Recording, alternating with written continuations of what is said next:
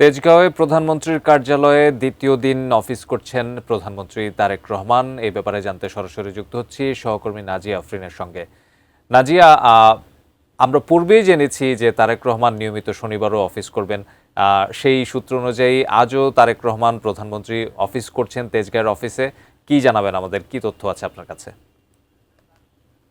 কার্যালয়ে আজকে দ্বিতীয় দিনের মতো এসেছেন প্রধানমন্ত্রী তারেক রহমান এবং তিনি এই গত সপ্তাহের প্রথমবারের মতো এসেছিলেন এই কার্যালয়ে এবং তিনি এখানে যারা কর্মকর্তা রয়েছেন তাদের সাথে কথা বলেছেন, দেখা করেছেন এবং আজকে তিনি সকাল 10:15টার দিকে কার্যালয়ে আসেন এবং এখানকার যারা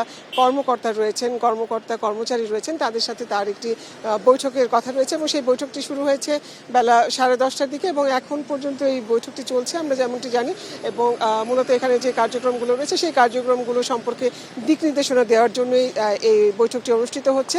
আর গত সপ্তাহ জুড়ে আমরা যেটা দেখেছি যে প্রধানমন্ত্রী তারেক রহমান সচিবালয়ে তার যে কর্মস্থল সেখানে তিনি নিয়মিত বসেছেন এবং সেখানে নানা রকম কার্যক্রমে তিনি অংশ নিয়েছেন এবং যেহেতু বিএনপির জন্য একটি বড় নির্বাচনী ইশতেহারের একটি বড় যে কথাটি রয়েছিল, যে প্রতিশ্রুতিটি রয়েছিল ফ্যামিলি কার্ড, সেই বিষয়ে নানা রকম তৎপরতা চলছে, কার্যক্রম চলছে এবং সেই ফ্যামিলি কার্ডকে ঘিরেই পুরো সপ্তাহ জুড়েই একটি ব্যস্ত সময় কাটিয়েছেন তারেক রহমান। এবং আজকেও আমরা যেমনটা দেখতে পাচ্ছি যে কর্মকর্তাদের সাথে তার যেমন বৈঠক রয়েছে তেমনি এর সাথে সংশ্লিষ্ট যে কর্মকর্তারা রয়েছেন, প্রশাসনিক যে কর্মকর্তারা রয়েছেন তারা এসেছেন, তাদের সাথে তিনি দেখা করছেন, কথা বলছেন এবং অনেকেই আসছেন নানা রকম কাজের বিষয় নিয়ে, যাদেরকে তিনি ডাকছেন তারা এখানে আসেন। আর এখানে যেমনটি আমরা জানি যে দুপুর নাগাদ তিনি কার্যালয়ে ত্যাগ করবেন এমন একটি কথা রয়েছে, কারণ বিকেলে তার জামাতের ইসলামের যে ইফতারের আয়োজন করা হয়েছে সেই ইফতারে তিনি প্রধান অতিথি হিসেবে সেখানে নিমন্ত্রিত হয়েছেন এবং সেখানে তিনি যাবেন